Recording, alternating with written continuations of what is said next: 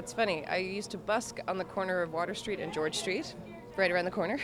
and I was an independent artist for a good 10 years before my label came along and signed me, Six Shooter Records. I think it's a little all over the map. I guess it's sort of roots Americana these days, but I would call it folk music, but now more often than not people fight over what folk music really is, if it's traditional or if it's more like Ani DeFranco came along in the 90s and said that she was a folk singer, and we all went, no, you're not. And, and it's been confusing since then. Well, growing up in St. John's, the music scene here has always been so good, so watching Liz Picard and the Liz Band and Fung and all those old rock bands, oh my gosh.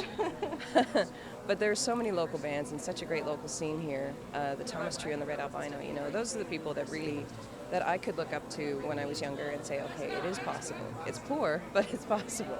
Completely insane. It feels, I feel like there's a lot of our community missing from that nomination list this year, but there's always funny technical things about timing, and it's just, I'm a little nervous, I'm a bit terrified really, and incredibly honored. It's great, and people I've been on stage with before over the years, so it's good to come to this big Juno event and then say, yes, but it is St. John's, and we are at home, and we are all peers, and let's get together and have our own thing before all the bigwigs get here on Friday, and everything goes really mad.